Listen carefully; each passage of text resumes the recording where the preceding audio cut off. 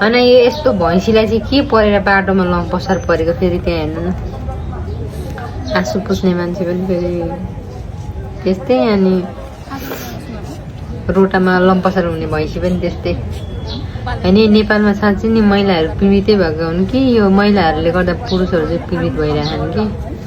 म त दङ्ग परे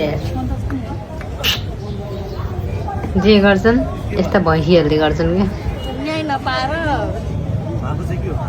न्यायालयले मलाई नङ्गाएर यहाँ सडकमा पुऱ्यायो यो बलात्कारी यो बलात्कारी न्यायाधीशलाई बलात्कार मुद्दा हुँदा हुँदा पनि काङ्ग्रेसको पावर लगाएर मेरो मुद्दा बन्द गराएर दार्चुलामा सिफारिस गराएर पदवाला अहिले पूर्णभाले गरेको त छ कि मेरो मुद्दा सर्वोच्चमा अहिले भोलि मेरो पेशी छ 19 गते सर्वोच्च अदालतमा पेशी छ बुटौला अदालत उच्च अदालतमा मेरो मुद्दा चलिरहेको अवस्थामा कुनै पनि न्यायाधीशलाई पद बहाली गर्न पाइन्छ त पाइँदैन नि होइन कानुन त सबैलाई बराबर हो नि त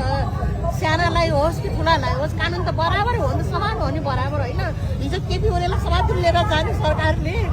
अनि एउटा बलात्कार जस्तो जघन्य अपराध लाग्ने व्यक्तिलाई पूर्णबाली गरेर बस्न मिल्छ कुर्सीमा भन्नु न छैन मैले 6 चोटि मैले उजुरी हालिसकेँ न्याय परिषदमा 6 चोटि उजुरी हालिसकेँ अनि न्याय परिषदमा पटक पटकमा जाँदाखेरि मेरो कुराको सुनवाई हुँदैन काङ्ग्रेसको मान्छे हो काङ्ग्रेसको सिफारिसमा छ काङ्ग्रेसकै नेताहरू छन् काङ्ग्रेसकै न्यायाधीशहरू हुनुहुन्छ भनेर उहाँहरूले चाहिँ उहाँले सरकारले छिटोभन्दा छिटो उहाँलाई न्याय दिनु पर्यो मलाई एकदम न्याय दिनु पर्यो तपाईँहरू उहाँको न्यायको निमित्त लड्नुहुन्छ बोल्नुहुन्छ मैले चाहिँ बोल्छु नि किन नभनेर आफ्नो दिदीबहिनी हो मैले उहाँलाई फुल्ली सपोर्ट गर्छु मलाई दल मलाई चाहिँदैन कि बुझ्नु भयो नि म पार्टी हो म पार्टी छोड्ने भन्ने कुरा हुँदैन कि सपोर्ट गर्दैन पार्टी छोड्न पार्टीमा जानु पर्दैन